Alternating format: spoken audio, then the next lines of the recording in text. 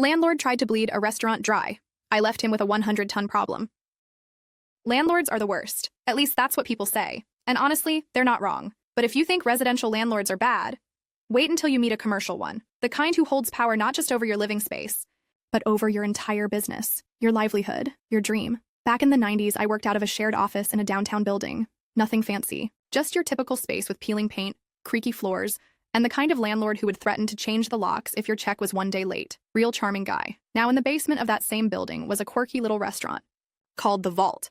And that name wasn't just a gimmick, it was literal. The place had been built around a massive real bank vault left behind from the building's early days. They didn't remove it.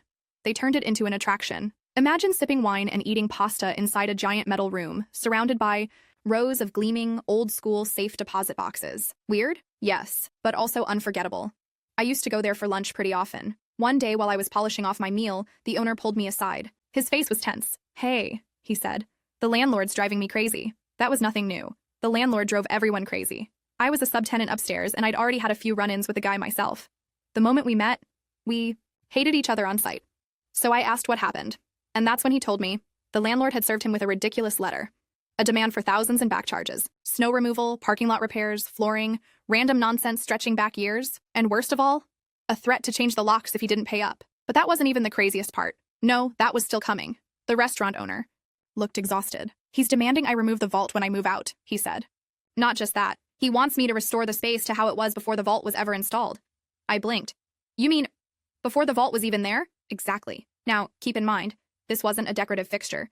This was a 100-ton hunk of reinforced steel, welded into the bones of the building like it belonged to the foundation itself. Moving it would be an engineering nightmare, and financially, absolute ruin. The restaurant was already planning to relocate, but the landlord, knowing he was losing a tenant, was trying to bleed him dry on the way out. I asked to see the lease. The owner sent it to my office before I even got back from lunch. When I opened it, I couldn't believe what I was reading. This lease wasn't just bad. It was a disaster. A Frankenstein document, a renewal of an assignment of a renewal, all dating back to shortly after World War II, when a bank had first leased the space and installed that very same vault. Over the years, it had passed through hands like an old cursed heirloom, and somehow the landlord had suckered this poor guy into accepting all of it. But I still held out hope. Maybe he can default, I thought. Maybe they're just operating under a shell company. Let the landlord sue a business that barely exists. But when I flipped to the final page, my stomach dropped. There it was. A personal guarantee. The restaurant owner had signed on the dotted line.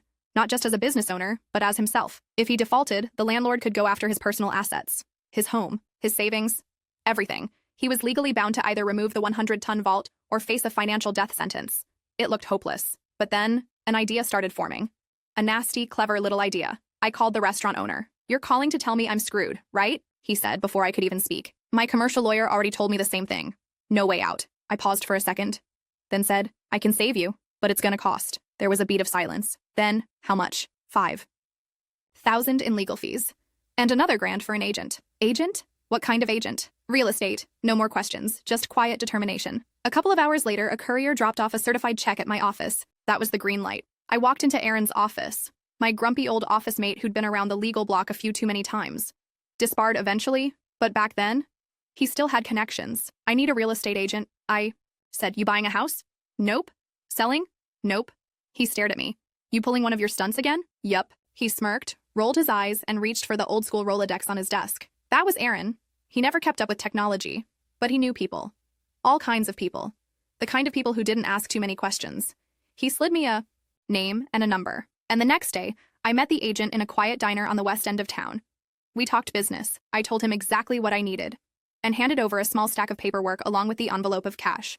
No fuss, no noise. Just a handshake and a plan. And just like that, the trap was set. A few days later, I went back to the vault for lunch. The place was busier than usual, and the owner greeted me the second I walked in. "The landlord's here?" he muttered, eyes narrowing. "Why?" "Lunch. And to be a jerk, I guess. Let's eat in the vault room. I don't want to see his face." So we sat inside the massive steel room, door almost fully shut, like two criminals plotting a heist. He poured wine and I started eating my carbonara, calm as ever. "We're making a demand on the landlord," I said between bites.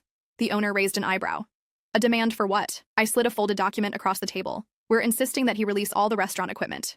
Ovens, fridges, ventilation, everything you need to operate." He nodded. "Lease says I can take those.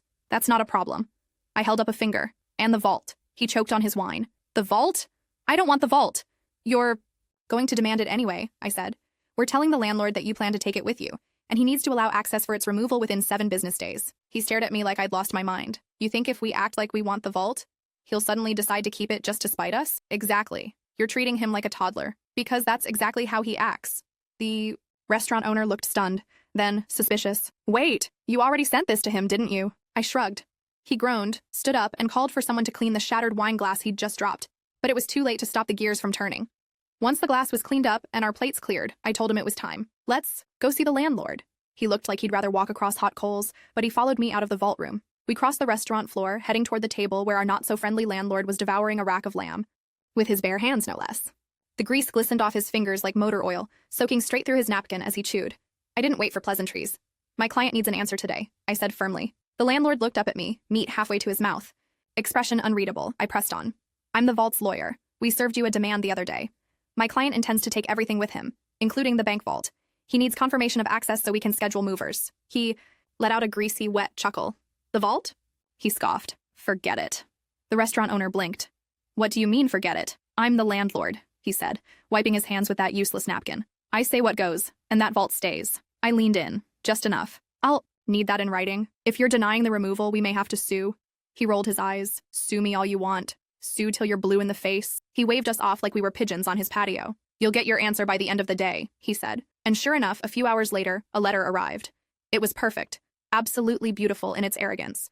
A formal response from the landlord, stating in no uncertain terms that he owned the vault, that he was not authorizing its removal. Exactly what we needed. I took the letter and brought it to the restaurant owner. He read it once, then again, and then slowly looked up at me. How the hell did you do that? I smiled. Trade secret. Within a few weeks, the vault closed its doors. The marble floors were swept for the last time. The tables cleared. The kitchen scrubbed. Spotless. And most importantly, that 100-ton monstrosity of a bank vault, still there. The restaurant packed up everything else. Ovens, freezers, ventilation systems, all legally theirs. But the vault left behind, exactly as planned. They opened a new location about 20 minutes away, in a better neighborhood, with better foot traffic and none of the landlord's constant threats hanging over them. The new place? Still called the Vault. They kept the theme, even without the original centerpiece. Same vibe, same food. Even some of the old regulars followed. Meanwhile, back in our building, things got quiet. Too quiet. A couple of weeks after the move, I strolled into my office, coffee in hand, and Aaron, my crusty old office mate, flagged me down. The landlord's looking for you, he said, smirking like he already knew. What was coming? Oh yeah? I asked. What for? He's pissed. Says his big deal fell through. What kind of deal? Aaron leaned back. Bank was going to move into the old space. Big tenant, they were supposed to come in and sign the lease last week. And? They ghosted. I nodded slowly, hiding a smile. Huh, that's too bad. But the truth? That had been the final piece of the plan. The letter from the fake real estate agent, the one I'd arranged, had made it look like there was interest in the vault, that someone needed it. And the landlord, greedy and short-sighted as ever, jumped at the bait, claimed the vault as his own. But that massive hunk of steel? It was now his problem. It didn't take long before he found me. I was in the hallway outside my office when I heard heavy footsteps stomping up the stairs. There he was, jowls shaking, cheeks red, sweat beading across his forehead like he'd just run a marathon of pure rage. I know it was you, he shouted, pointing a stubby finger at me. I know you were behind this. I raised an eyebrow. Behind what exactly? That letter, that fake offer, that so-called agent? It was all a setup, wasn't it? I didn't say a word, just waited. You tricked me into claiming the vault, he roared. You knew? Your client didn't want it. You knew I'd never let it go. His voice echoed down the hallway. Doors cracked open slightly. People were listening. I folded my arms. Well, I said casually, if you're looking for legal counsel, I'm afraid I'll have to declare a conflict. That made him even angrier. I'm going to sue the restaurant. And the agent. And you, he bellowed. You'll all pay for this. And then he stormed off. But here's the thing. He never did sue. Because he couldn't. That offer he'd received from the agent? It wasn't binding. Just a vague letter of interest. A clever little trap dressed up in legal fluff. There was no signed lease, no contract, no grounds for a lawsuit. All he had was a vault, 100-ton immovable reminder of his own greed and ego. You've heard the case. While you consider your verdict, the court calls the next case to order. Am I the asshole for kicking my sister out after she trashed my house? I'm 21, and for the past year, I've been living with my younger sister, Layla, who's 19. Our parents live in another city, but Layla wanted to stay closer to her friends and go to school here, so I let her move in with me. I own a small townhouse with 3 bedrooms, one for my boyfriend and me, one for her, and a spare room we hardly use. Last week, my boyfriend and I took a short vacation while our office was being repaired after a flood. It was the first real break we've had in a while, and honestly, it was amazing. But when we got home, it was like walking into a war zone. There were beer bottles scattered across every surface, shattered glass all over the floors, and somehow, the couch was completely shredded. Like, not just stained or torn, it was destroyed. I stood there speechless before I turned to Layla and asked her what in the world happened. She just shrugged and said she had a small get-together. Yeah, right. I told her she needed to clean every inch of the mess and pay for a new couch. More importantly, I said I didn't want her living with me anymore unless she could show real respect for the house and take responsibility for her actions. That's when she started crying and begging me to give her another chance. But I was done. I reminded her that this wasn't even the first time. She threw a party a few months ago too. It was a smaller mess then, and I gave her a warning. I told her if it happened again, she'd have to move out. And here we were. She asked how she was supposed to pay for anything when she didn't have a job. I told her that's something she'd need to figure out. After cleaning up, she locked herself in her room for hours and didn't say a word. I called our parents and explained everything. They weren't thrilled, but they understood. They agreed she could stay with them while she looks for work and finds her own place. When I told Layla she needed to leave, she completely lost it, screaming, accusing me of abandoning her. It got so bad my boyfriend had to step in. He told her if she didn't calm down and start packing, we'd have no choice but to call the police. That finally got through to her. She threw some essentials into a bag and left, and I told her I'd pack up the rest of her things and bring them to our parents' house myself. She hasn't spoken to me since, but her friends? They've had no problem coming over to tell me I'm a terrible sister for not letting her have some fun. And look, I get it. She's young. She wants to enjoy life. But being an adult means more than drinking and partying. It means taking responsibility. And if you're living in someone else's home, the least you can do is respect it.